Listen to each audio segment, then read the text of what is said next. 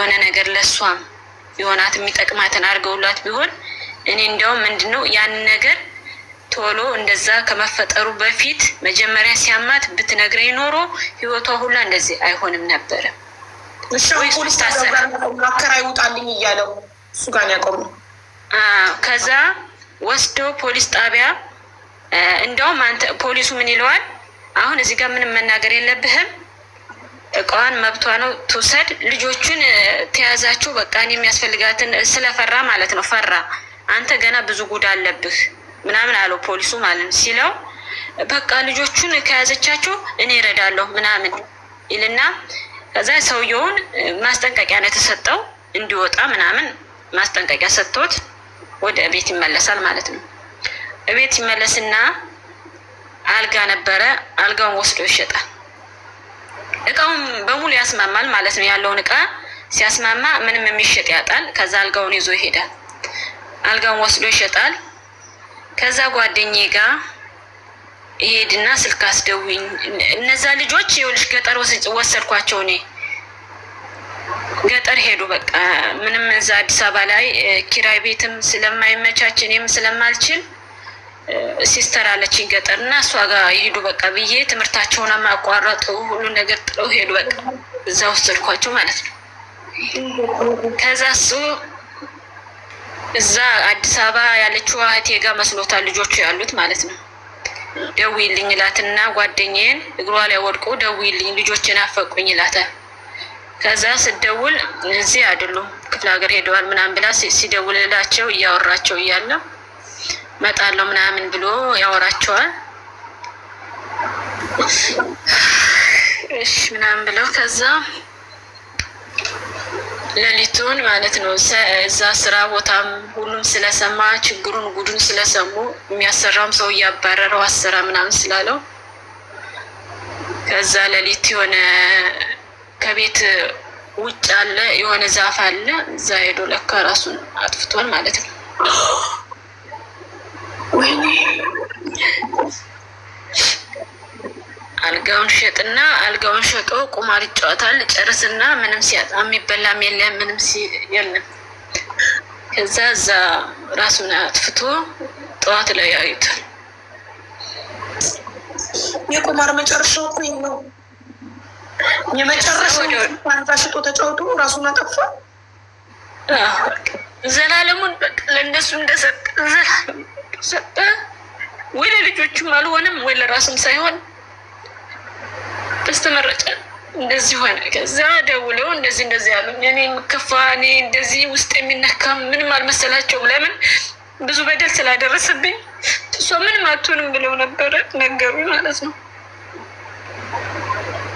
ሲነግሩኝ የሰው ሀገር ነው ብቻ ምን እንደሆነ ራሱ አላውቅም። በዛ ሰዓት ልጆች ያሳዘኑኝ በጣም። ሰሙ ልጆች ሰሙ። ልጆች እስካሁን ድረስ አልሰሙም። ከሰሙ በጣም ነው የሚወዱት። በጣም አብሯቸው ስለኖረ ምንም ቢሆን አባቷቸው ስለሆነ ምንም ቁማር ምንም ቢያጠፋ ራሱ ምንም ቢመታቸው ራሱ በቃ በጣም ነው የሚወዱት። እሱም ደግሞ ይወዳቸዋል። ግን ሱሱ እንዴት አድርጎ ይልቀቀው? አንቺ እኮ ጸበል ልትወስዱ ይገባ ነበር። በሽማግሌ ሞክሩ፣ በቤተሰቦች ብዙ ነገር ሞክሬያለሁ አቡዬ፣ ብዙ ነገር ያልሄድኩበት ለመፋታት ሁላ ፍርድ ቤት ሁላ ፍርድ ቤት ቆሞ ካሁን በኋላ ቁማር ቤት አልደርስም አለ።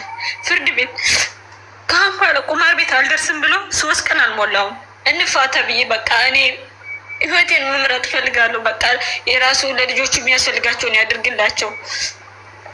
እኔ ከእሱ ጋር መኖር አልፈልግም፣ አልችልም፣ እንደዚህ እያደረገ ነው ምናምን ብያቸው እኛ ማፋታት አንችልም እሱ ከተመለሰ ምናምን ሲሉኝ እሱ ራሱ እዛ ቆሞ ምሎ ቁማር ቤት አልደርስም ብሎ በ3ኛው ቀን ቁማር ቤት ሄደው ጸበል ያልሄደበት የለም። ዘብር ብትይ ምን ብትይ የትም ቦታ ጸበል ሄዷል። ጸበል ግን ምንም አለቀቀውም። የመንፈስ የቁማር ሱስ እኮ ዝም ብሎ አይለቅም። ማገገሚያ ይሄ ሪሃብሊቴሽን ምናምን ካልገቡ የመጠጥ ሱስ የሚሆን የቁማር ሱስ የሚሆን እንደዚህ በጣም የተከተበ ሰው ለበዓል በግ መግዣ ስትሰጪው ሄዶ ቁማር ተጫውቶ ሌባ ሰረቀኝ የሚል ሰው ለእያንዳንዱ ነገር የሚሰጠውን ብር የሆነ ውሸት እየፈጠረ ሄዶ ቁማር ቤት ቁማር ተጫወት የሚጫወት ሰው በቃ ኦልሬዲ ደም ስሩ ስር ስለገባ ሕክምና ካልሆነ በስተቀር ይሄ የሆነ ሴንተር ገብቶ ታስሮ እዛው ቆይቶ ካልሆነ በስተቀር አይ እኔ ግን አሁን ልጅቷ ምን ላይ ደረሰች?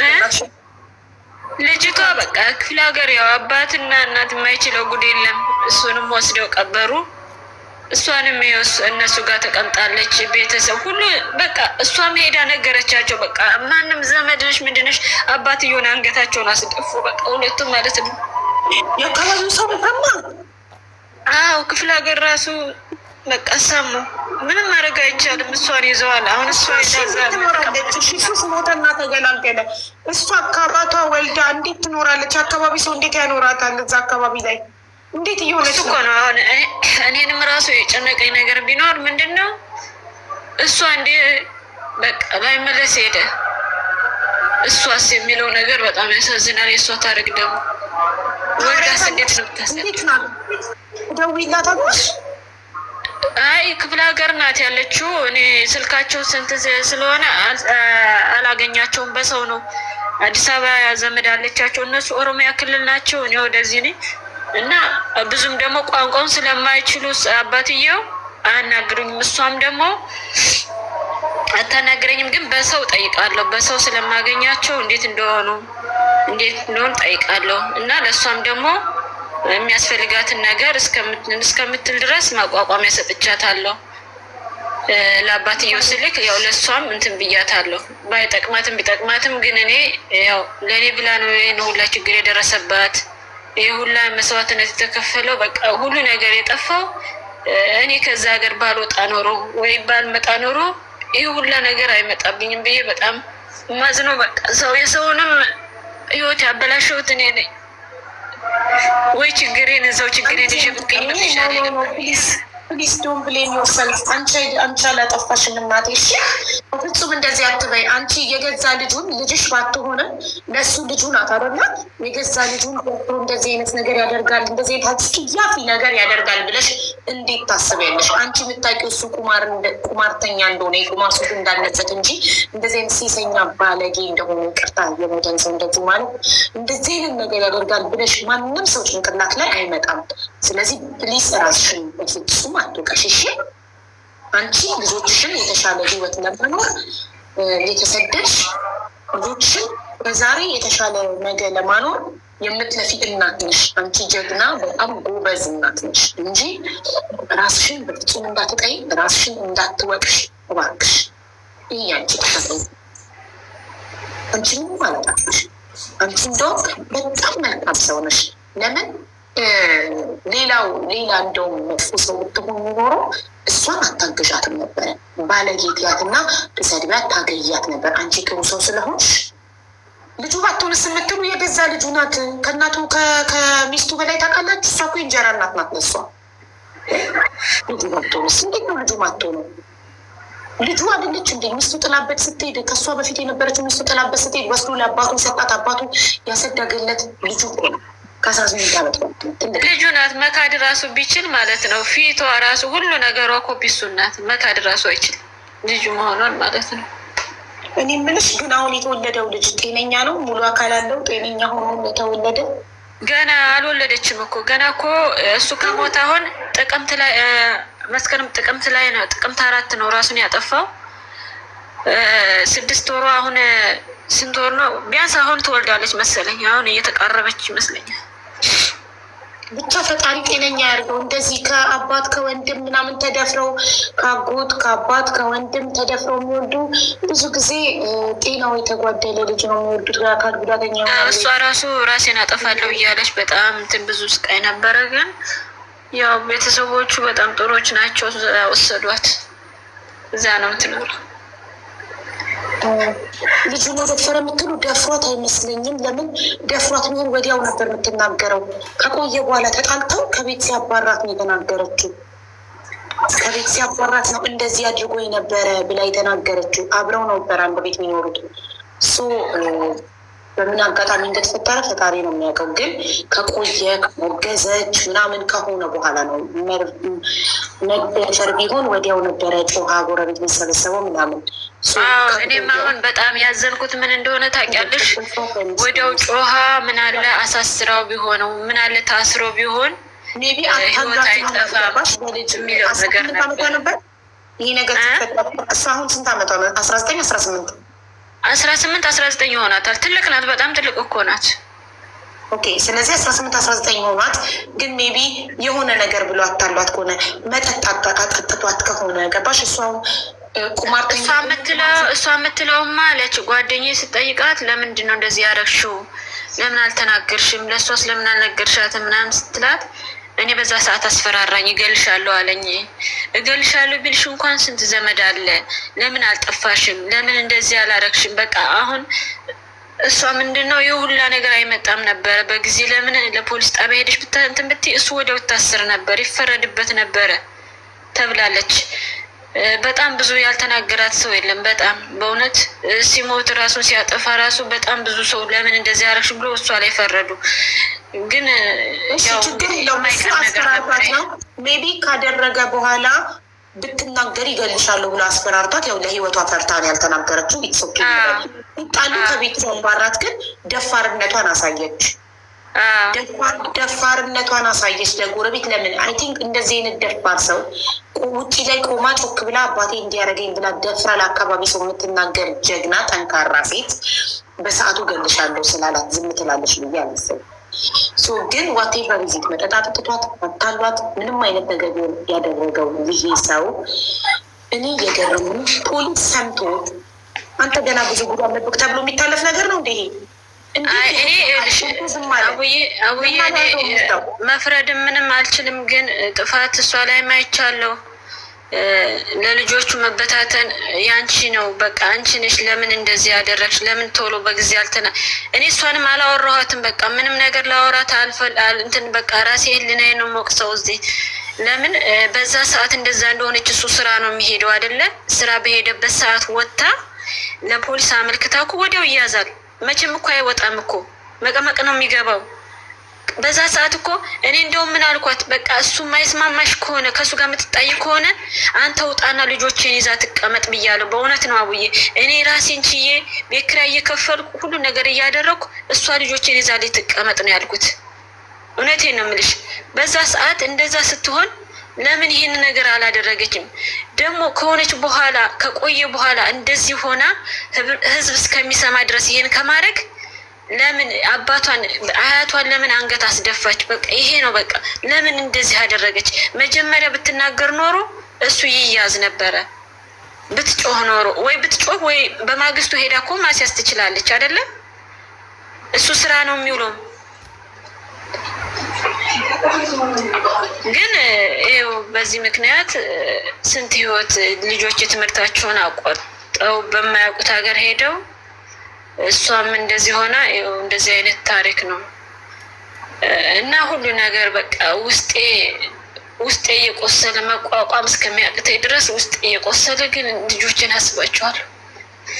ልጆችን ስለማስባቸው ቆሜ እየሄድኩ ማለት ነው። ቆሜ እሄዳለሁ፣ ግን እኔ አይደለሁም ያለሁት እዚህ ያለሁት እኔ አይደለሁም። በቃ ይኸውልሽ ማሪ፣ እሷም እኮ ህይወቷ ተበላሸ። ከገዛ አባቷ ወልዳ መኖር በራሱ እዛ አካባቢ ላይ መኖር በራሱ ኦልሬዲ የተሰማ ቦታ ላይ መኖር በአትሊስት ከቦይ ፍሬንዷ አርግዛ ነው የመጣችሁ ብትባል ዱርዬ ናት ትባላለች። ሌላ ምንም አትባልም። ከአባቷ ሲባል ለእሷ እጅግ በጣም አሰቃቂ አሳፋሪ ጉዳይ ነው። እሱ ኦልሬዲ አፍሮበት ራሱን አጠፋ አይደል? በራሱ ስራ አፍሮ ራሱን አጠፋ። መቋቋም ሰው ሲሰማ መቋቋም አቅቶት ራሱን አጠፋ።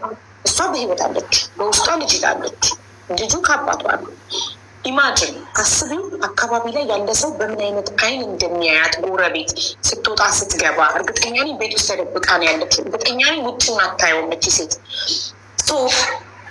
ወልዳ ከተነሳች በኋላ ኖርማል ህይወቴ ልኑር ልስራ ብትል ግዴታ ማንም የማያውቃት ቦታ መሄድ አለባት እንጂ እዛ ቦታ ላይ ሆና እቺ ሴት በማታውቀው ነገር ህይወቷ ተበላሸ። ተጎጂ አንደኛ እዚህ ታሪክ ላይ ትልቋ ተጎጂ እቺ ልጅ ናት። ገባሽ? ህይወቷ ተበላሸ። ከማታውቀው ባዳ ወንድ መውለድ እኮ ስንት ጣዕሙ ከገዛ አባቷ ወልዳ ለነገ ታሪኳም ተበላሸ። ነገ የሚያገባት ወንድ በሆነ ነገር ሲጠሙ እስኮ ከገዛ አባትሽ የወለድሽ ነሽ እኮ ይላታል። በቃ ህይወቷ በህይወት እስካለች እስከ መጨረሻው ድረስ ህይወቷ የተበላሸ። ማንም ታሪኳን የማያውቅ ሰው ያለበት ቦታ ነው ልጅ ሄዳ መኖር ያለባት። አንቺማ በቃ አንቺ ምንም ያደረግሽ ነገር የለም፣ ምንም አልሆንሽም። ከአረብ ሀገር ገብተሽ ልጆችሽን ትሰበስቢያለሽ፣ ልጆችሽን ታኖሪያለሽ። እሱም ተገላገለ። በቃ ወደሚቀጥለው በቃ ከዚች ምድር ስቃይ ተገላገለ። በህይወት ቢኖር እስር ቤት ይማቀቅ ነበር አይደል? ተገላገለ። እና ትልቁ ተጎጂ እሷ ናት። አንደኛ ትልቋ ተጎጂ ህይወቷ የተበላሸው እሷ ናት። ሁለተኛ ደግሞ ልጆችሽ ናቸው። ከከተማ ህይወት ወደ ገጠር ህይወት ትምህርታቸውን አቋርጠው ወደ ገጠር ህይወት ገቡ። ይሄ ሁሉ በአንድ ሰው ኃላፊነት አለመሰማት ነው።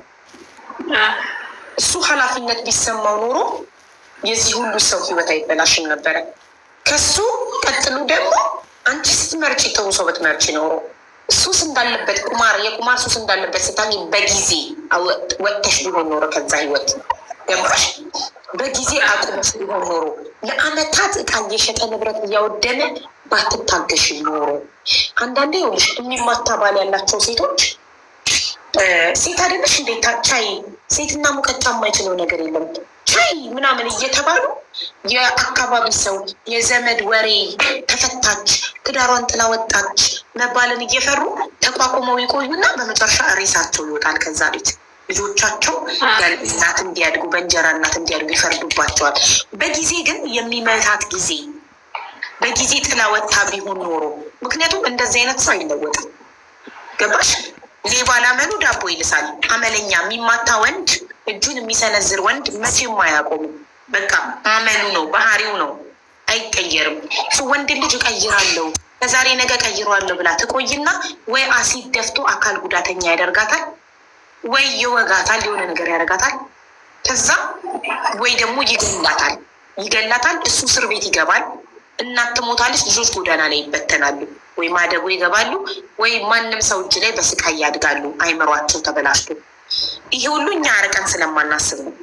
እኛ ሴቶች ለልጆቻችን አባት ስንመርጥ ትክክለኛ አባት መምረጥ አለብን። ተሳሳትንና ያልሆነ ሰው መረጥን፣ በጊዜ እርምጃ መውሰድ፣ በጊዜ ከዛ ህይወት መውጣት። አንድ ሰው ሰካራም ከሆነ በየቀኑ እየጠጣ እየገባ የሚማታ ከሆነ ልጆች ፊት በቃ እርምጃ መውሰድ ነው፣ ጥሎ መውጣት ነው። ያንን ህይወት እኮ ይቀጥላል። ለምን እስከ መጨረሻው ድረስ የሆነ ትልቅ የሚጸጽተን ነገር እስኪፈጠር ድረስ እንቆያለን እዛ ቦታ ላይ? ገባሽ?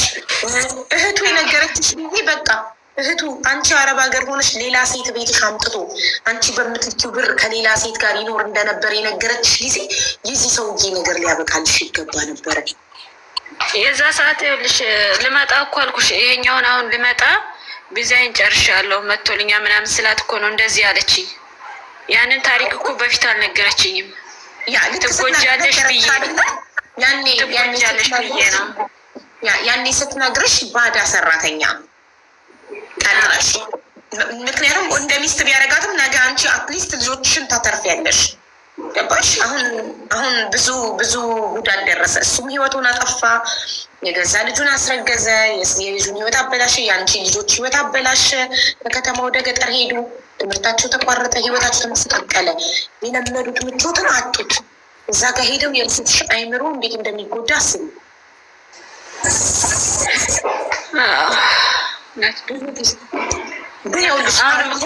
እኔ እኮ ነኝ አሁን እኮ ጥፋተኛ እኔ መሆኔን እያመንኩ እኮ ነው። ጥፋተኛ አይደለሽም። ኖ በዚህ ጉዳይ አንቺ ጥፋተኛ አይደለሽም። ኔቨር ራስሽ እንዳትወጪ። የአንቺ ችግር በጊዜ የስ ከዛ በኋላ በቃ ልጆቼንም ወንድሜ ወሰደ። ወንድሜም ቤት ኪራይ ውስጥ ነው የሚኖረው። ማን እንደነገረሽ አልነገርሽንም? እሱ ልጆቹን ጥሎ መጥፋቱን ለአንቺ ተደውሎ ደወሉልኝ። እህቴ ደወለችልኝ፣ ወዲያውኑ ደወሉልኝ እኮ ልጁ እንደዚህ ጥሎ ጠፍቷል፣ ልጆቹ ምን እናርጋቸው ሲሉኝ በቃ ወንድሜ ጋር ወሰዷቸውና ወደ ገጠር ይሄዳሉ ነው ያልኩት። በቃ ሌላ ምንም ማለት ስለማልችል ማለት ነው። አውጥቶ ከጣላቸው ምንም ማድረግ አልችልም ብዬ ወንድሜ መጥቶ ልጆቹ አባታቸው እንደማይመጣ ጥሏቸው እንደጠፋ ልጆቹ በምን አውቀው ነው ጎረቤት የሄዱት? ራሱ ወሰደና በር ላይ ጥሏቸው ምን አለ፣ እናንተ ይሄንን ቁልፍ ውሰዱና የሚወስዳችሁ ካገኛችሁ በር ቁልፍ ሰጥቷቸዋል፣ ልብሳችሁን ውሰዱ ገብታችሁ ብሎ ለጓደኛዬ ቤት ነው ግቡ ብሏቸው እሱ የጠፋው ማለት ነው። ጓደኛው ቤት አድርሷቸው ቤት ራሱ እኮ አላደረሳቸውም። ይቺ ሴትዮ ትኑር አትኑር አያውቅም። በር ላይ ጥሏቸው እነሱ አንኳኩተው ገቡ። ሲገቡ ሰራተኛ ናት ያለችው፣ እሷ የለችም። ደውላ እንደዚህ ስትላት ሄዳ ወንድሜ ጋር ደወለች። ወንድሜ ደግሞ ሲስተር ጋር ደውሎ እንደዚህ ሆኗል ምናምን ሲላት በቃ ደውላ ነገረችኝ። እንደዚህ ሆኗል እንዴት እናድርግ ስትለኝ ወሰዷቸው። ወስዶ እዛ ወንዱ ልጅ 8 ነው፣ ያቺ 6 ናት። ያቺኛዋ ደግሞ 2 ዓመት አልሞላትም ነበር እኮ። ሶስቱንም ይዞ ሄዶ እዚህ ግቡ እና ይሄ የቤታችን ቁልፍ ነው ከዚህ በኋላ ነው የለውም ብሎ ቻው ብሎ ጓደኛው በር ላይ ሄደ። በቃ እንዴት አስቻለ? እያለቀሱ ነው ሲገቡ ራሱ እያለቀሱ ነበር። አባታችን ሄደ፣ አባታችን እኮ ቤት ኪራይ ያጣው ብሎ እያለቀሰ ሄደ ነው ያሉት እነሱ ማለት ነው። ከዛ ወንድሜ መጥቶ ወሰዳቸው፣ ልጆችን ወሰደ። ከዛ በማግስቱ ሄዳ ሂጂና ያወጣሁት አስቤዛ አለ ፖሊስ ጣቢያ መልክችና ውሰጅላቸው፣ ልጆች እንዳይራቡ ቢያንስ ልብስም ውሰጅላቸው አልኳት። ሲስተር ሄደች ፖሊስ ጣቢያ ተዘገበች። መጥፋቱን እሱ የለም ዝም ብላ እቃ ማውጣት አትችልም። ቤት ኪራይ ስለሆነ እቃ ማውጣት አትችልም። አከራዮች አይፈቅዱም። ኦልሬዲ ያንቺ እህት አያውቋትም። ቤት ኪራይ ራሱ አዲስ ነው ቤት ኪራይ የተከራየው። እዛማ ቅሌት ስላለበት ከመጣሽ በኋላ ቆይ አንቺ ወደ አረብ ሀገር ከመጣሽ በኋላ ባልሽ ቤት ቀይሯል? አዲሱ አከራዮች አያውቁሽም? አያውቁኝም። አመለከተች እና ፖሊሱ እነዚህ ልጆች እኮ መሞት የለባቸውም፣ ማንም አይከለክልሽም፣ ገብታ ታውጣ፣ የሚበላ ነገር ታውጣ ብሎ ያለውን ነገር አስቤዛ የተባለ ያወጣሁትን እንዳለ ጭና ወሰደች። ልብሶቻቸውን ወሰዱ። ከዛ በ3ኛው ቀን ነው በ4ኛው ቀን ተመልሶ መጣ።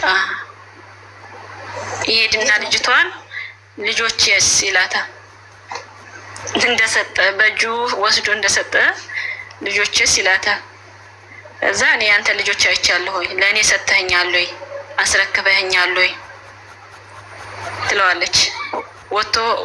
ወጥቶ ዝም ብሎ ወጣለች። ወጣና እንደገና ተመልሰው ቁልፍ ስጭኝ አለኝ አለች። ልጆች አላየሁም እያልኩህ እንዴት ቁልፍ ትጠይቀኛለህ አልኩት አለች። ከዛ ወጥቶ ዝም ብሎ ይሄዳል። ቁልፉን ግን ሲስተር ወስዳ ለነሱ ለአከራዮቹ ነው የሰጠቻቸው። እና ለአከራዮቹ ሳይሆን ጓደኛ ያለች እዛው ሰፈር የምትኖር ለእሷ ነበር የሰጠቻት።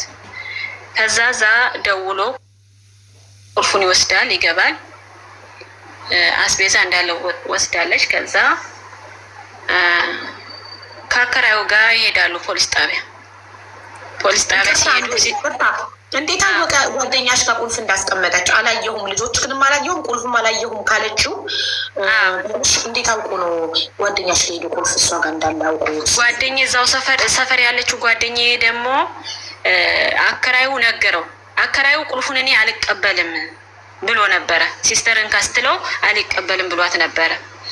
ከዛ እሷ ለእሷ ስትሰጥ ነግረዋለች። ለእሷ ሰጥቻለሁ ቁልፉን ከመጣ ቁልፍ ለእሷ ሰጥቻለሁ ስላለችው ለአከራዩ አከራዩ በኋላ ላይ ለእሱ ነገረ። ከዛ መጣ ፖሊስ ጣቢያ ይሄዳል። ፖሊስ ጣቢያ አብረው ይሄዳሉ። እቃ ማን ያወጣው ምናምን ሲል እሷ ናት ያወጣችሁ ብለው እዛ ፖሊስ ጣቢያ ወስደዋል። ፖሊስ ጣቢያ ሄደው እንዲወጣለትም በቃ ውጣልኝ ከቤቴ ምናምን ብለው ይለዋል። ለምን ያ ቅሌቱን ሁሉንም ነገር ሲስተር ነግራለች፣ ለፖሊሱም ነግራለች። ልጁንም እንደዚህ አርጓል ብላ ነግራለች። የገዛ ልጁን ማሳገዙን ለፖሊስ ተናገረች። ሁሉም ሰምቷል እኮ እዛ ሰፈር ሁሉም ሰምቷል እኮ። እሱ መጀመሪያ ልጅቷ ጮሃ አባቱ እንዲያደርጎኛል ብላ በተናገረች ሰዓት ለምን ፖሊስ አልጠሩበትም?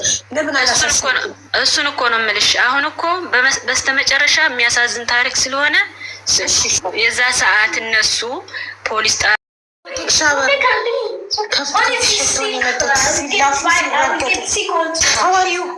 ጉድ ጉድ።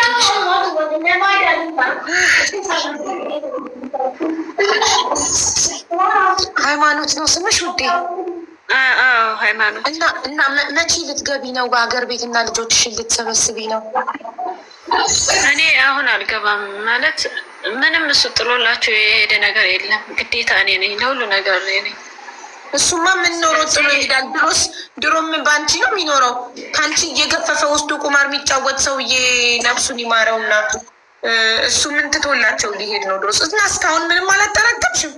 ስንት አመት ሆነሽ ዱባይ ነሽ? ገና 1 አመቴ እኮ ነው። አሁን 1 አመቴ ነው ያዝኩት። ግን በአመት ውስጥ ነው የሁሉ ነገር የተፈጠረው? ፈጣሪ ሆይ ድረስ። የት ነው የመጣሽው? እኔ አዲስ አበባ ነበርኩኝ። ኖ የት አረብ ሀገር ነው ያለሽው? አሁን ዱባይ ነሽ? እኔ ዱባይ። ጥሩ ቤት ነው ያለሽው? አትሊስት ጥሩዎች ናቸው እግዚአብሔር ይመስገን። ጥሩ ቤት ነው የገባሁት። ተመስገን። እንኳን አትሊስት በስራሽ ሰላም ሆንሽ። አይዞሽ በእናትሽ። በጣም ያሳዝናል የደረሰብሽ ነገር እና አሁን አመት እንድትቆይ ነው? አመት ሰርተሽ የአመት ደሞዝሽ ሄደሽ ልጆችሽን ከተማ አምጥተሽ ትምህርታቸውን እንዲቀጥሉና ስራ እንዲጀምሩ ለማድረግ በቂ ነው? በዚህ ኑሮ አቡዬ፣ በዚህ ኑሮ ቤት ተከራይቼ የ1 አመት ከምናምን ብር ይዤ አልችልም። ልጆቹ ግን በጣም እየናፈቁ ነው። በስልክ ራሱ አጋጣሚ በሰው ስልክ አግኝቻቸው ማለት ነው። በቀደም በቪዲዮ እያወራኝ ልጄ ማለት ነው። ግን አንቺ በስልክ ውስጥ ሆነሽ ነው እንዲማየ የምታወሪኝ አለኝ። ስለናፈኩት ማለት ነው። አዎ ስለው ምን ሆነ ነው ስለው አይ በቃ እንዲያወራኝም አልፈለግም። በቃ ከናፈቅንሽ ለምን አትመጭም ነው የሚሉት ማለት ነው። ስለ አባታቸው ራሱ ሲወራ ልጁ ያው ወንዱ ልጅ ብቻ በጣም እንትን ስለሚለው አባቴን እናቴ ስትመጣ ያው እሱ ጸበል ገብቷል ነው ያሉት ማለት ነው። ጸበል ያው ስለሚያማው ጸበል ገብቷል ስላሉት ከዛ እናቴ ስትመጣ ኮምፒውተር ስትገዛልኝ አባቴን በሱ አፈላልጌ ያገኘዋለሁ አለ ነው የሚሉት። ሴቷ ግን ያው እንደዛ ጥሏቸው አስለቅሷቸው ሲሄድ እንደገና ደግሞ ልጁን ልብስ ያሳጥበው ነበረ። ልብስ ሲያሳጥበው ምናምን አይታ ስለነበረ አባቴ በጣም ጨክኖብናል። ስለዚህ እኔ ቢመጣም ባይመጣም ምንም አይመስለኝም ትላለች ማለት ነው ትልቋ። ስንት አመቷ ነው እሷ? እሷ ገና 6 አመቷ ነው። ስለዚህ እሷ አባቷ በጣም ይጨቁናቸው ስለነበር ፍቅር የላትም ብዙ። ለምን ጠላችሁ? ጥሏቸው የሄደው ትዝ ይላታል። እዛ በር ላይ ጥሏቸው የሄደው እንደገና ልጁን ደግሞ ስራ ያሰራው ነበር። ልብስ ጠቢለው ነበር መሰለኝ። ወንድሜ እኮ በጣም ተሰቃይቷል። እሱ አምሽቶ ነው የሚገባው እኛን ጥሎን ምናምን። በቃ ለምን ቢወደን ኖሮ እንደዚህ ለምን አደረገ ምናምን ትላለች። በጣም እንትን ትላለች። እና እሷ እኔ እንድረጋጋ ወንዱ 8 አመት ሴቷ 6 አመት። አንድ ትንሿ ደግሞ ስንት አመቷ ነው? አሁን 2 አመት ያዘች። አሁን ትተሻት የመጣችና በአመቷ ነበረ ትተሻት የመጣች? አመት ከ3 ወር ይሆናታል። ጥቅምት ላይ ነው 2 አመቷን ያዘችው። የኔ እናት አፈር ልብላ ማሳት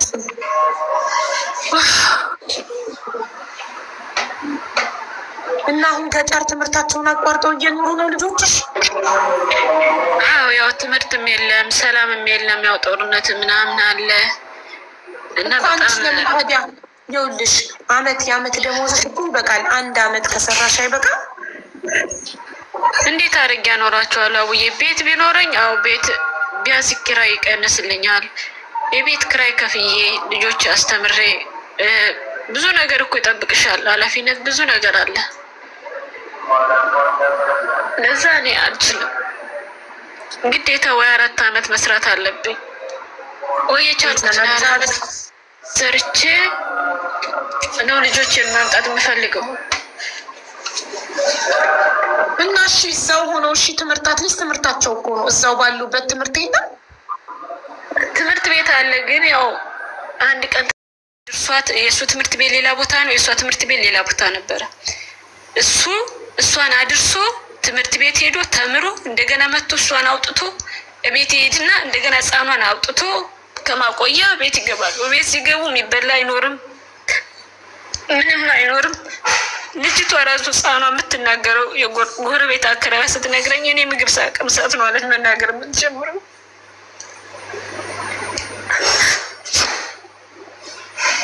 መጫወት የምትጀምረው ምግብ ስታገኝ ብቻ ነው አለች።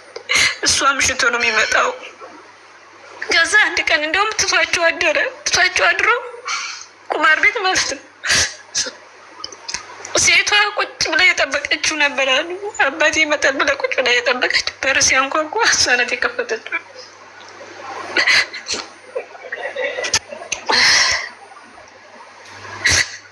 እና እንደዛ እያሰቃያቸው እያሉ ከዛ ቤቱን አሟልቻለሁ። እንግዲህ የቤት ኪራይም ተርፎ የአንድ ወር ከፍሎለታል ጓደኛው ማለት ነው። ብር ከላኩኝ እሱ ስለሚያጠፋ በጓደኛው ላኩኝ። እሱ ሁሉ ነገር አሟላላቸው። ጤፉንም ሁሉ ነገር አሟላ። ለልጆች የሚያስፈልጋቸውን ነገር ልብሱንም ሁሉንም ነገር አደረገላቸው። እና ከዛ ልጅቷ ታማ እሱ እየሰራ እንግዲህ እየሰራ ነው። እሱ ጋር ይሰራል፣ ጓደኛውም ጋር ይሰራል። እንደሚሰራ ቃለሁ። ብሩን ግን አያመጣም። ልጅቷ ታማ እንኳን ሐኪም ቤት ሳይወስዳት ጆሮዋ እንደዚህ ቆስሎ ቤት ውስጥ ይዟት ቁጭ ብሏል። ለምንድን ነው ሐኪም ቤት ያልወሰድካት ሲለው አይ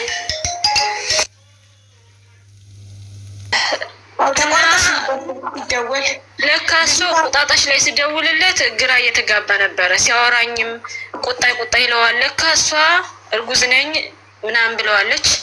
በዛ ምክንያት ነው ለካ ከዛ ልጆቹን ወስዶ እዛ አመት ባልን ከዋሉ በኋላ ወስዶ ይሰጣታል። እዛ ጓደኛዬ ጋር አልሰጣትም፣ በእጇ በር ላይ ጥሏቸው ነው ሄደው። እነዛ ልጆች ይገባሉ ቤት ገብተው ከዛ እሷ ትደውልና ወንድሜ ጋር እንደዚህ እንደዚህ ጥሏቸው ስለጠፋ ኑና ውሰዱ ትላለች። ከዛ ወንድሜ ሄዶ ጠፋበት ምክንያት አንቺ ቤት ኪራይ በጓደኛው በኩል እኔ እንደውም ቅድም ለበዓል በሱ ላኩኝ። ቁማር ተጫወተበት። ለልጅቷም የገዛ ልጁን እንደ ሰራተኛ የቀጠራቸውትንም ስልክ እንዲገዛላት የላኩለትን ብር ለልጆቹም ለተለያየ ነገር ስትልኪለት ቁማር እየጫወት እንዴ አትማርም እንዴ ከስተቷ ብዬ ያ ጥሩ ጓደኛው የዛን ጊዜ ቤታችን ፈረሰ ጊዜ ራሱ ቤት ተከራይቶ እና እዚህ ግቢ ቃሽንትሽ ግቢ ያላት መልካም ጓደኛው እያለ ለምን ለሱ ትልካለች ብዬ በጣም እየተናደድኩብሽ ነበር። ግን አሁን መጨረሻ ላይ ለእንቁጣጣሽ የላኩት ለሱ ነው። ይኸውልሽ ለሱ ነው ልኬ ከጤፍ ከሁሉ በርበሬ ራሱ አስፈጭቶ፣ የሚገርምሽ ነገር በርበሬ ራሱ አስፈጭቶ ሽሮና በርበሬ የሰጠው ማለት ነው። ከዛ እንደዛ አድርጎ የአስቤዛ ቤት እያለ ብሎ ነው እሱ ምን አስጨንቆት ነው ጥሏቸው ልጆቹን ባዶ ቤት 3 ህጻናት ጥሎ የሚጠፋው? ኦልሬዲ የቤት ኪራይ እየከፈልሽ ከሆነ አስቤዛ እያደረግሽ ከሆነ ምን ሆኖ ነው ልጁ ስላረገዘች? ልጅቷ ደውላ እርጉዝ ነኝ አለችው። ከዛ እኔ እንደለመደው ቁማር ተጫውቶ ነዋ ምናምን ብዬ ቁማር ተጫውቶ ተበልቶ ነው እነዚህ ቡና እንዳይበርድ ልመርቅ በጣም ከይ ጣቢ ሆይ ድረስ እንዴት አወቅሽ? በቃ እኔ ከዛ እንደዛ ሆነ ሲሆን ማለት ነው። ከዛ ድኖ መጥቶ ለልጆቼ ወዲያውኑ ለጎረቤት ልኬ ልብስ ምናምን ገዛውላቸው የበዓልን። ከዛ እሱ የሚያሰራው ሰውዬ ብር ሰጥቶት ክፍለ ሀገር የተባለው ሄዱ። አንቺ እንዴት አወቅሽ? አንቺ እንዴት እንዳወቅኩ እነግርሻለሁ። ከዛ መጡ። ከፋሲካን ውለው መጥተው እህል ተሰጥቷቸው ነበረን። ከዛ ያመኛል እያለች ትተኛለች አለችኝ። ያቺ በጣም መወዳት ጎረቤት አለችኝ እና ያመኛል አለችኝ፣ ያስታውከኛል፣ ያቅለሸልሸኛል እያለች ነው ልጅቷ ስትለኝ፣ እንዴ እሷ ወንድ ጋር አልሄደችም፣ እንዴት ከሰው ቤት ነው የመጣችው? እንዴት ሆኖ እንደዚህ ይሆናል ምናምን አልኳት። እና ሐኪም ቤት ውሰዷትና እኔ ብር ልካለሁ ትታከም አልኳት ለጓደኛዬ። ከዛ እንደዛ ብያት፣ ከዛ እሱ ራሱ ለካ ሐኪም ቤት ወስዷታል። ጤፉን ይሸጥና ሐኪም ቤት ወስዳታል። ሐኪም ቤት ማለት ሊያስወጡ ማለት ነው፣ ሊያስወርዱ ልጅ ይዟት ሄድና እዛ አስወጣን ብለው ይመለሳሉ። ከተመለሱ በኋላ ደወለችልኝ፣ በሰው ስልክ ደውላልኝ። ስትመለሽ አለችኝ ከእሱ ጋር እንዳትኖሪ፣ እሱ ቆሻሻ ሰው ነው፣ ከሱ ጋር እንዳትኖሪ ምናምን አለችኝ። ስትለኝ ገባኝ፣ ሁሉም ነገር በቃ ገባኝ። ለምን ከዚህ በፊት እኔ አረብ ሀገር ሆኜ እነዚህ ልጆች ከወለድኩ በኋላ ልመጣ አካባቢ እህቱ ድጋሚ እንዳትሳሳች አለችኝ። ድጋሚ ብርሽ እንዳታባክኝ፣ ቢያንስ እንኳን ተለወጭ አንቺ፣ እሱ መቼም አይቀየርም አለችኝ። ከዚህ በፊት አንቺ እዛ ሆነሽ ሚስት ነበረችው፣ ቤት አብራ ትኖር ነበር ከኔ ጋር አለችኝ። አብራይ ትኖር ነበረ እና እንደውም አንቺን ክዶሽ ነበር፣ እሷን አግብቶ ሊቀመጥ ነበረ። እሷ ትላክልን፣ ቤታችን ሰርተናል፣ እሷ የራሷ ጉዳይ ብሎ ነበር። ከዛ አባቴ ነው እግሩ ላይ ወድቆ ለምነው ያቺ ምስኪን ምንም በማታውቀው ነገር ገንዘቧን በልተህ ለምን እንደዚህ ታደርጋለህ ብሎ እግሩ ላይ ወድቆ ያችን ያባረራት አለ ብላ ነገረችኝ። እንደዛ ብላ ስትነግረኝ ማለት ነው ምንም በቃ ቢዛን እየጠበቅኩ ነበር በዛ ሰዓት ማለት ነው። ስትለኝ እሺ ብዬ ምንም አላልኩትም። ለሱም እንደዚህ ነው እንደዚህ አድርገሃል ምናምን አላልኩም። ለምን ወደፊት ልጆቼ ናቸው የምትጠብቂው እንዴ? ኦልሬዲ እኮ አረብ ሀገር ነሽ እኮ ኦልሬዲ የገዛ ልጁን ሲያስረግዝ እኮ አንቺ አረብ ሀገር ነሽ። የምን ቪዛ ነው የምትጠብቂው?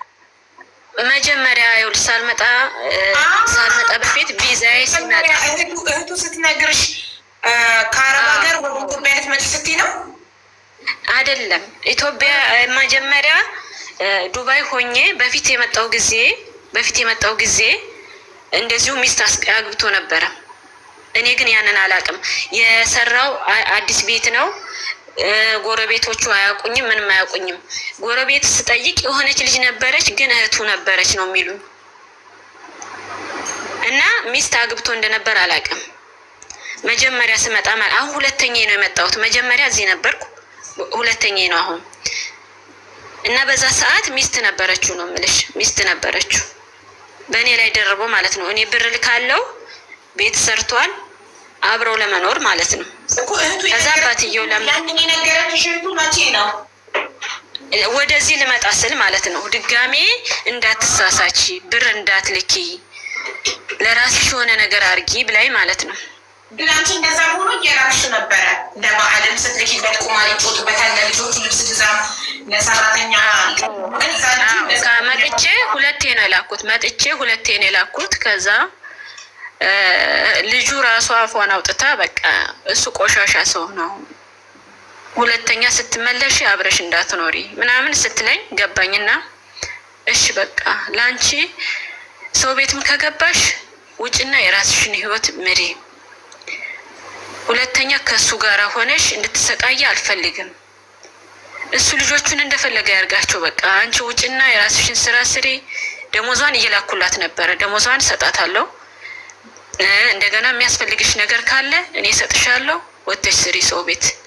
ከዛ በኋላ እኔ አመቻችቼ ትመጫለሽ፣ እዚህ ትሰሪያለሽ እዚህ ምናምን ብያት እሺ ብላኝ፣ ከዛ እዛ ጓደኛዬ ጋር በቃ አሁን ብር ከቸገረሽ ብዬ 500 ብር ስጫት ብዬ ያንን ብር ይዛ ትሄዳለች ወደ ቤት። ስትሄዱ ማታውኑ ይጣሉና ያ ልጅ ወጥቷል ይልና አስወርደውናል ብለው እነሱ አስበዋል። ውጭ ብሎ ያባርራታል። ሲያባርራት ብላ በቃ ህዝብ እስከሚሰማ ድረስ እንደዚህ አድርጎኛል ብላ ታዋርደዋለች። ከዛ እኔ እንዳላወቀው ሆንኩኝና እነዛ ልጆች እሱ ጋር ናቸው ያሉት። እሱ ቤት ቁጭ ብሎ መያዝ ጀመረ። ልጅቷ ወጣች፣ ሰው ቤት ገባች። ከዛ ልጆቹን እየያዘ ስልክም የለውም፣ ስልኩን ቁማር ቤት ሰጥቶታል፣ ስልክ የለውም። በጓደኛዬ ስልክ ይደውልልኛል። እሷን ከቤት ሲያባራት ስትል ማለት ነው ጎረቤት ምናምን የገዛ አባቷ እንደዚህ አድርጎኛል፣ አስገድዶኝ እንዲያርጎኛል ስትል ጎረቤት ምናምን አላገለለው ምንም አላሉ። ልነግርሽ እኮ ነው። ከዛ ተከራዮቹም ሰሙ፣ ጉዱን ሁሉም ሰማ፣ በቃ ሁሉም ሀገር ሰማ። ከዛ እኔም ሰምቻለሁ፣ ከመጀመሪያውም ሰምቻለሁ፣ እሷም ነግራኛለች። እኔም ዝም አልኩ። ዝም ብዬ ልጆችን ማግኘት ጀመርኩ። በጎረቤት እያስደወልኩ ልጆችን አገኛለሁ። ቁጭ ብሎ ልጆቹን መያዝ ጀመረ። ራሱ እንጀራ እየጋገረ ራሱ ምን እያለ ልጆቹን ይዞ ተቀመጠ። ከዛ እንቁጣጣሽ ላይ ትደውልና ልጁ አልወረደም፣ የ6 ወር ሆኛለሁ ትለዋለች መሰለኝ።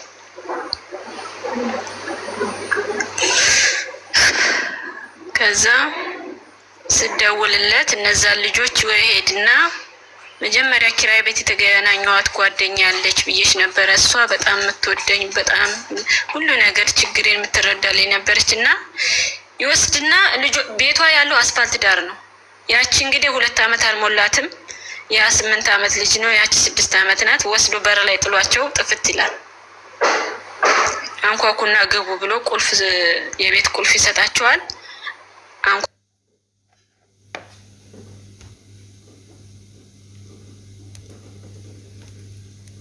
ወደኛል ጎረቤቶቼ ሁሉ ነገር አድርገው ጠበቁኝ።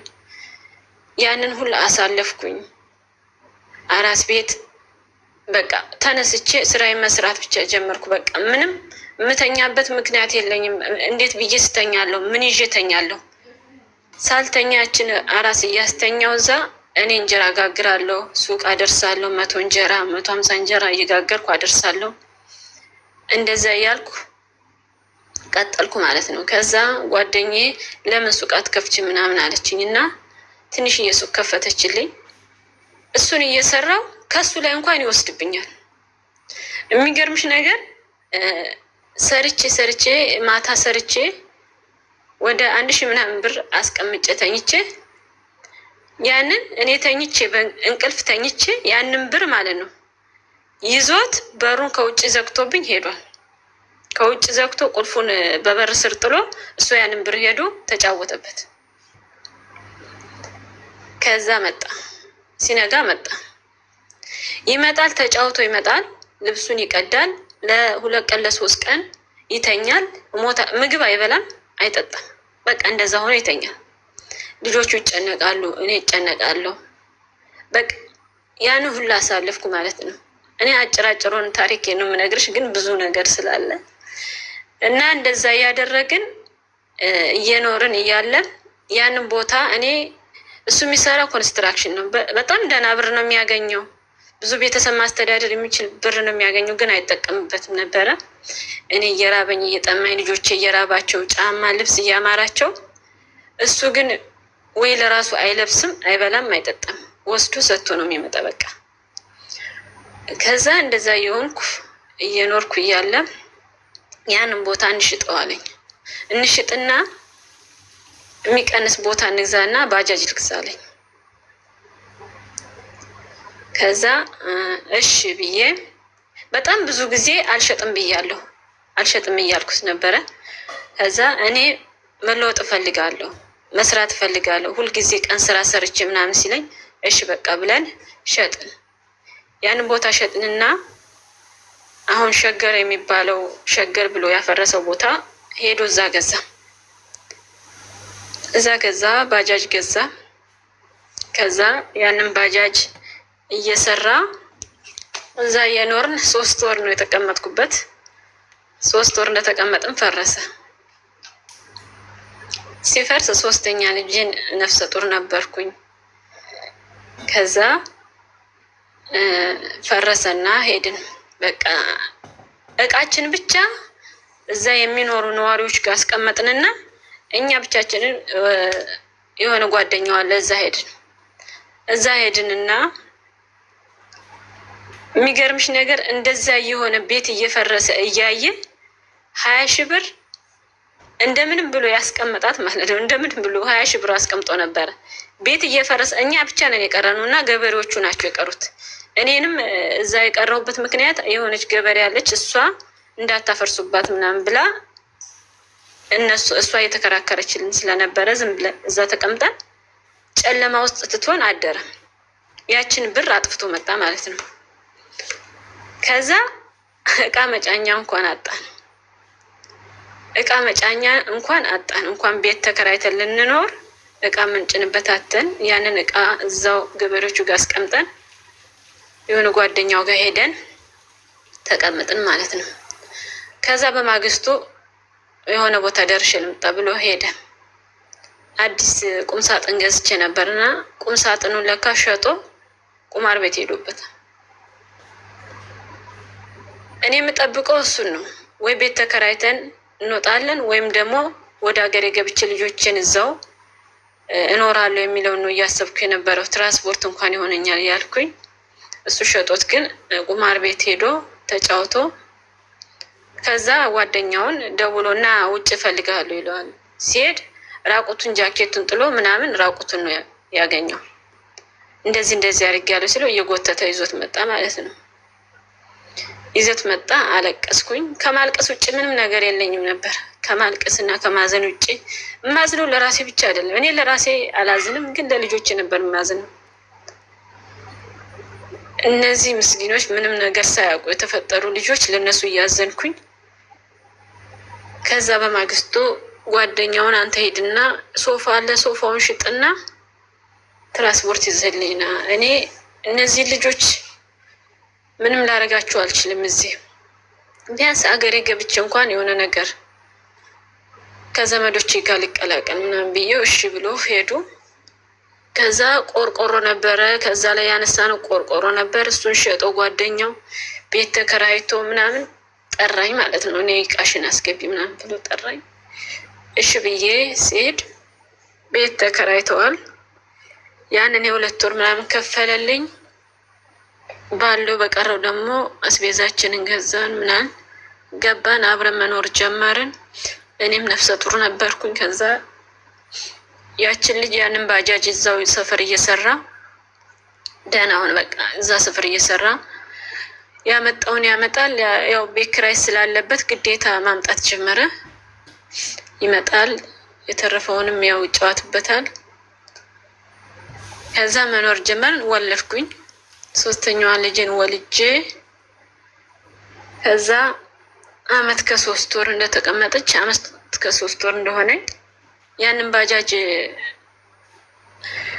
ይሄ የተለያየ ታርጋ የነበራቸውን አዲስ አበባ ብቻ እንዲሆን ተደረገ እና የ2 አመት ግብር ነበረበት። የ2 አመት አልከፈልም ነበረ። ከዛ ታርጋ ማስቀየር ያለ አጠቃላይ ወደ 100 ሺህ ብር ይፈጃል ተባለ እና ያቺ ባጃጅ ቆመች ማለት ነው። ስራ ቆመ።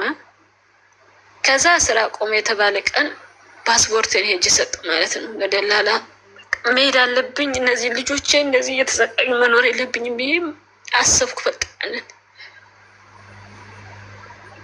ከዛ ፓስፖርትን ሰጠው። እሱም ወደ ቀን ስራው ተመለሰ። እየሰራ ደህና እየሰራ ኖር ጀመርን። ከዛ እኔ ቪዛ ይመጣልኝ። ልጄ የአመት ከ3 ወር ነበረች። ቪዛ ይመጣልኝ እና ከዛ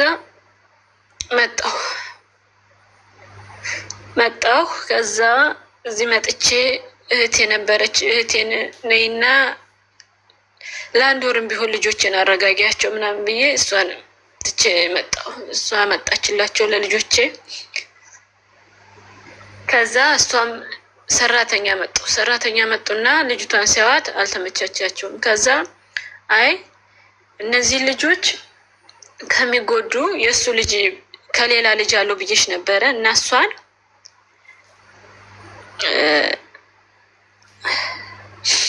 እሷን ማለት ነው አናምጣት አሉኝ።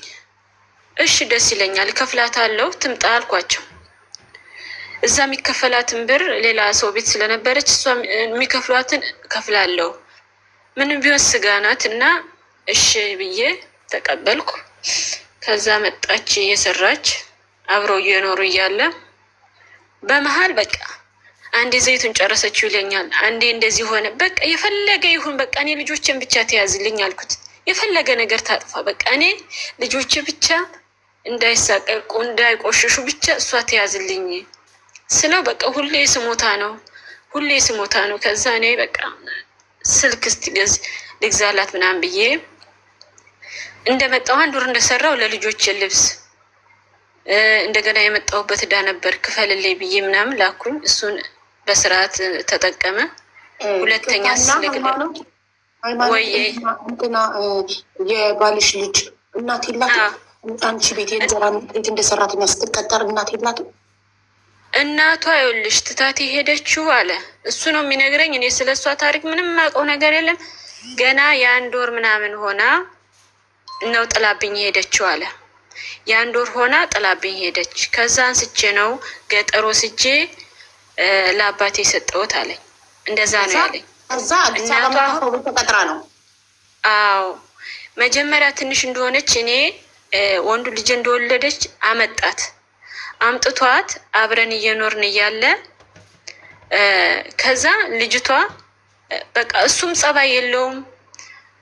እሷ ገና ልጅ ነበረች በዛ ሰዓት ጠፋችብን ከቤት። እኔ ሲስተርን ላመጣ ከገጠር መታ እሷን ላመጣ ይጃሉ። እሱ ስራ ነው። ከቤት ወጥታ ጠፋች።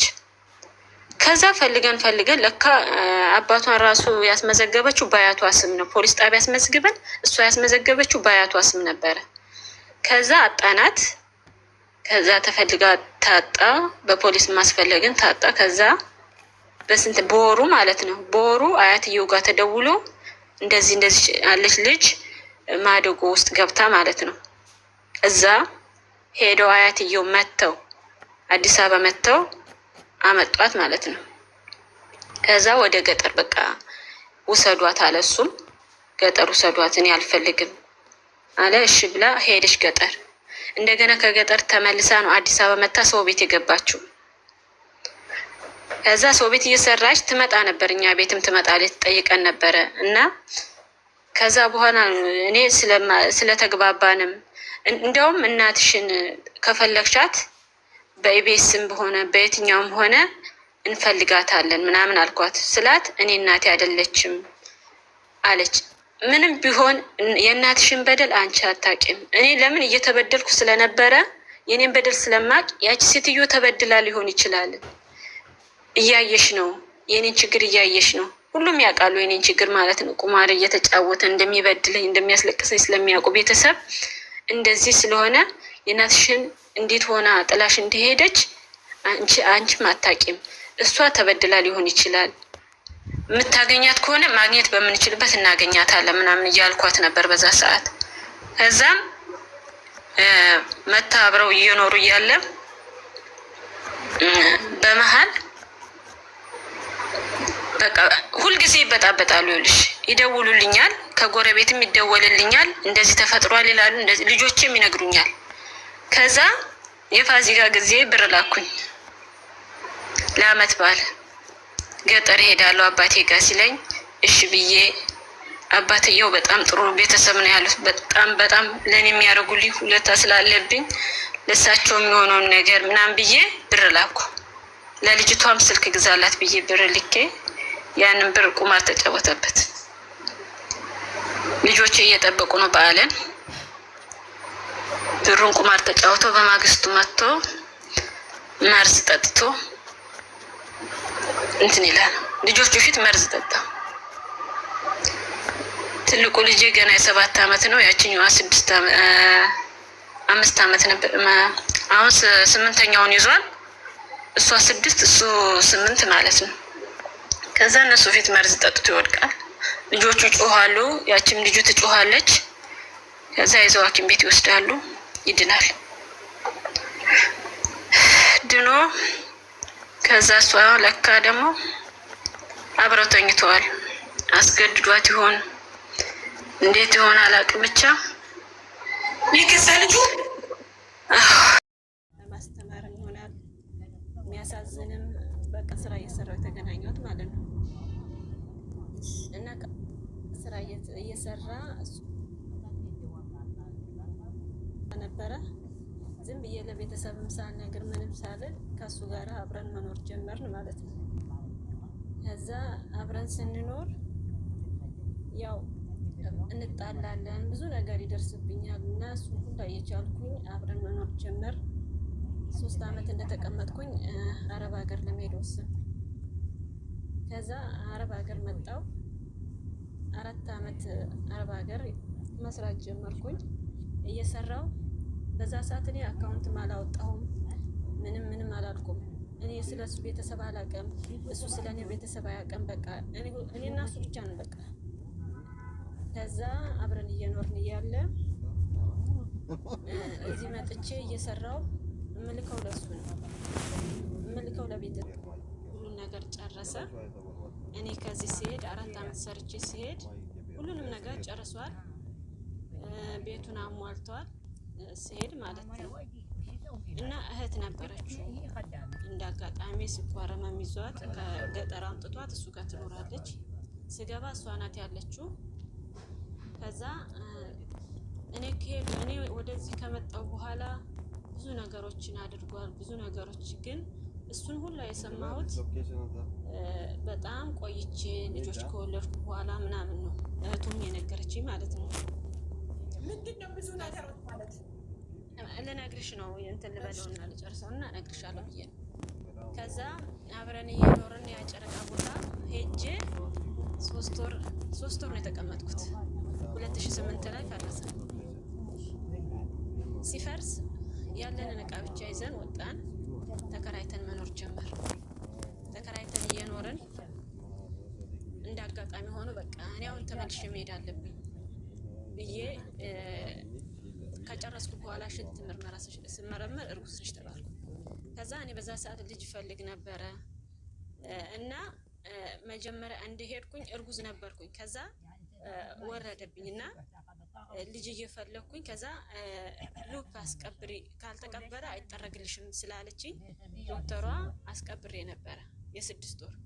ከዛ ሊሄድ ስል ስመረመር ነፍሰ ጡር ነሽ አለችኝ። ከዛ በኋላ እግዚአብሔር የሰጠኝን መልሼ ሌላ ነገር አላደርግም ብዬ ክንዱስ የሚቀበረው ክንዱስ የሚቀበረው 6 ወር የ6 ወር ነበር የሰጠችኝ። 6 ወሩ ሲያልቅ አረገዝኩ።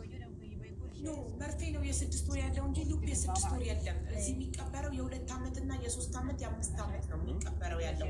ግን እሷ ያለችኝ የ6 ወር ብላ እንግዲህ ቀበረች። ሉፑን ስትቀብረው ማለት ነው። ያንን ጎማውን አስወጥቼዋለሁ። መውለድ ፈልጋለሁ ብዬ ጎማውን አስወጥቼዋለሁ፣ ግን ወዲያው አስወጥቼዋለሁ። ግን ከዛ በኋላ ጎማው ከወጣ በኋላ መድኃኒቱ ስለተሰራጨ አታረግም ብለውኛል። ከዛ ልክ 6 ወሩን ጠብቆ ግን ተረገዘ ልጁ። ከዛ ሲረገዝ እሺ ብዬ ተቀብዬ ምርመራውን ሁሉንም ተውኩና ያንን ልጅ ወለድኩ ማለት ነው። ያንን ልጅ ወለድኩና ትንሽ እንደቆየን ቦታ እየተመለሰ ነው። ቦታው እየተመለሱ እዛ እየሰሩ ሲገቡ እኔም ከእቴ ላይ ተበድሬ ምናምን ሰርቼ እኔም ገባው እዛ ቤት። ከዛ እዛ ገብቼ እየኖርን እያለ እንደገና ሴት ልጅ አረገዝኩ ማለት ነው። አረገዝኩ። እሱ እኔ ከሄድኩ በኋላ እኔ አረብ ሀገር ከሄድኩ በኋላ ለካ ልጅ በፊት ከእኔና እሱ ከመገናኘቱ በፊት ልጅ አለ። ያንን ልጅ እንዳለውም አልነገረኝም ለኔ ማለት ነው። ከዛ ከአረብ ሀገር ከተመለስኩ በኋላ ነው የነገረኝ ልጅ እንዳለው። ከዛ እንደዛ ሲለኝ ልጅ አለኝ ምናምን ጭንቅንቅ ብሎ እንደዚህ ልጅ አለኝ ምናምን ሲለኝ እኔ ከኔ በፊት ለሆነ ነገር እኔ አልጨነቅም። እስከ ዛሬ ድረስ አልረዳሃትም፣ የሆነ ነገር አላረክላትም። ለዚች ልጅ አለኝ ማለት ትርጉም የለውም። የሚያሳድጓት ቤተሰቦች ናቸው። ስለዚህ ከኔ በፊት ለተደረገ ኮንዶሚኒየምና ሞልቷል። ግን እኔ እንዴት እንደሆነ እኔ እንጃ። ኮንዶሚኒየም የሚጠይቁ ኮንዶሚኒየም እሷ አንድ ልጅ ከሆነ ያላት ከአንቺ 3 ልጆች ከ4 እንደውም ወንድ የለም ባል የላትም ተገላገልሽ። ከእሷ ጋር 5 ሰው በ12,000 15,000 ምናምን ያገኛሉ ባለ አንድ መኝታ ቤት ኮንዶሚኒየም።